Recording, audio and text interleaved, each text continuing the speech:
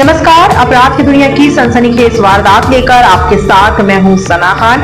आइए देखते हैं आज की क्राइम की ये वारदात। अगर आप हमारे चैनल पर नए हैं तो चैनल को सब्सक्राइब करें, वीडियो को लाइक और शेयर करना ना भूलें ताकि ऐसी आपराधिक घटनाएं हम आप तक पहुंचा सकें। ड्राइवर से फरमाया इश्क, पति को रास्ते से किया साफ, ऑटो में रख दी लाश।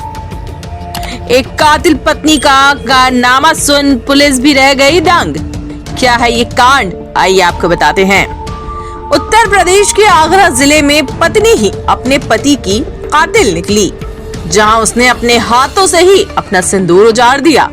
उसने प्रेमी के साथ मिलकर अपने पति का गला घोटकर उसका नामो निशान मिटा दिया। फिर उसके शव को ऑटो में रखकर 65 किलोमीटर दूर मथुरा जिले में फेंक दिया। दरअसल आरोपी पत्नी का एक एम्बुलेंस ड्राइवर से कथित तौर पर अफेयर चल रहा था और इस बात की भनक उसके पति को लग गई थी, इसलिए पत्नी ने प्रेमी के साथ मिलकर पति को ही रास्ते से हटा दिया।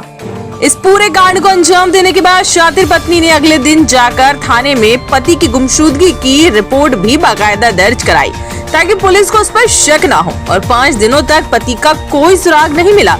ऐसे में मृतक के परिजनों ने शक के आधार पर पत्नी के खिलाफ थाने में शिकायत कर दी।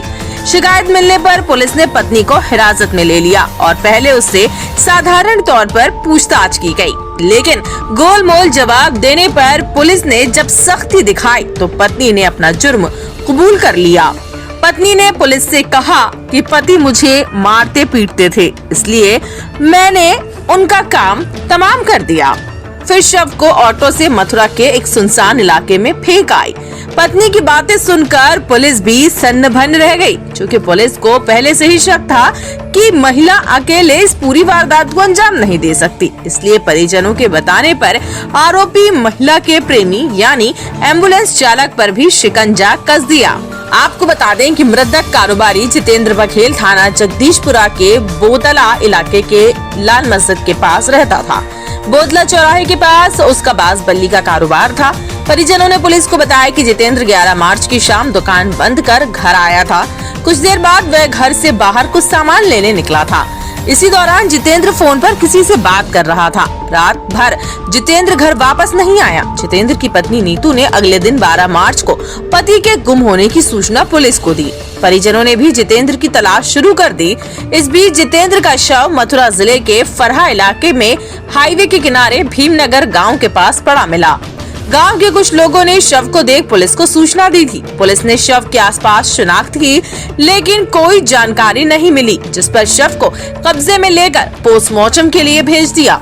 16 मार्च रविवार को जितेंद्र के भाई मनोज पोस्टमार्टम के लिए पहुंचे, जहां जितेंद्र के शव की शिनाख्त हो सकी।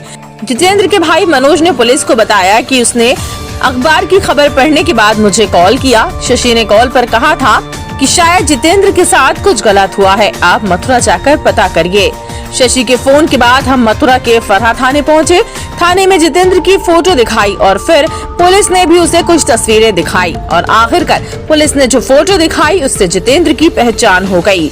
मामले में सहायक पुलिस आयुक्त लोहा मंडी मयंक तिवारी ने बताया कि 11 मार्च को जितेंद्र की गुमशुदगी थाना जगदीशपुरा में दर्ज करवाई गई थी। इसी बीच फरहा में एक शव मिलता है, जिसकी जांच पड़ताल की जाती है, जिसमें ये शव जितेंद्र बघेल का पाया जाता है। जांच में पता चला कि जितेंद्र की प्लानिंग उसकी पत्नी ने ही की थी। जितेंद्र की पत्नी के मित्र विष्णु बघेल और उसके दोस्त अनिल ने मिलकर जितेंद्र को ऑल्टो कार में बैठाया था। रास्ते में गमछे से उसकी गर्दन दबा दी, जिससे उसकी मृत्यु हो गई। फिलहाल आरोपियों को गिरफ्तार कर लिया गया है और पुलिस इस मामले की गहनता से जांच कर रही है।